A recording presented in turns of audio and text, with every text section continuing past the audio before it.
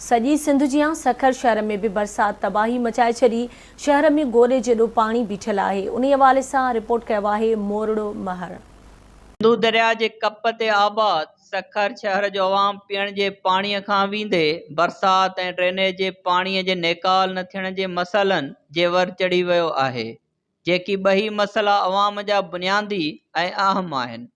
उन जे हल जी ज़िम्मेवारी चूंडियल नुमाइंदनि, मकानी इदारनि ऐं ज़िले इंतज़ामिया जी आहे। उन बावजूद उन पासे ॾांहुं संजीदगीअ सां ध्यानु नाहे ॾिनो वियो। ताज़ो ई सावणीअ जे बरसात में बुॾी वियल सखर शहर जे कारोबारी मर्कज़नि सूदो नंढनि वॾनि इलाइक़नि जे रोडनि, रस्तनि ऐं सरकारी इदारनि जे आफ़ीसुनि अॻियां बीठल पाणी नेकाल नाहे कयो वियो, जंहिं करे शहरनि ऐं मुख़्तलिफ़ इलाइक़नि खां ईंदड़ माण्हुनि खे अचण ऐं वञण में सख़्त ॾुखियायूं पेश अचनि पियूं। बरसात में इंतहाई दर्जे जी माना ॿोॾ आयल आहे ऐं चूंडियल नुमाइंदनि मां कोई बि ज़ाहिर न थियो ऐं कोई बि माना हिते को सूरत हाल खे संभालण लाइ तयारु न आहे। ऐं ॾिसो त सिंधु दरिया असांजो आॾो आहे, जेकॾहिं इंतिज़ामिया थोरो हिमत करे त ही पाणी सॼे शहर जो ॿाहिरि निकिरी सघे थो। सो तंहिंजे करे असां इल्तिजा था कयूं त इंतिज़ामिया खे थोरो जॻायो त जीअं असांजे शहर खे बचाइनि। ऐं ॾिसो त चारो तरफ़ पाणी पाणी बीठो आहे ऐं हादसा तमामु घणा वधी विया आहिनि। पानी की सूरत हाल ये है कि पानी ने बड़ा दुकानों को और शहर में नुकसान कर दिया है। मार्केट के अंदर जगह जगह पानी की इतनी प्रॉब्लम है कि हम अपना कारोबार नहीं खोल सकते, हमारा कारोबार बंद है। हम रोज़ के 40-50-100 कमाने वाले हैं, इस टाइम परेशान हैं।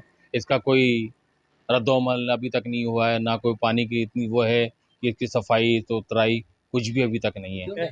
न को पुछण वारो आहे न गुछण वारो आहे। सभु असां हिते दरपदर आहियूं, माण्हुनि जा कचा घर किरनि था ऐं असां घरनि में महदूद आहियूं, न नौकिरी करे सघूं था न कुझु।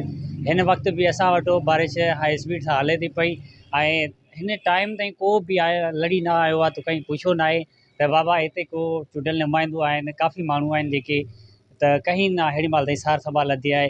बाक़ाइदगी सां हिते सखर खे निंदड़को करे छॾियो वियो आहे। शहर जे दिल घंटाघर जेको सखर जे सुञाणप में मुनफ़रद हैसियत रखे थो, उन समेत शहर जे अक्सर गुथियल आबादीअ वारनि इलाइक़नि में बरसात जो पाणी तलावनि जे सूरत इख्तियार करे वियो आहे।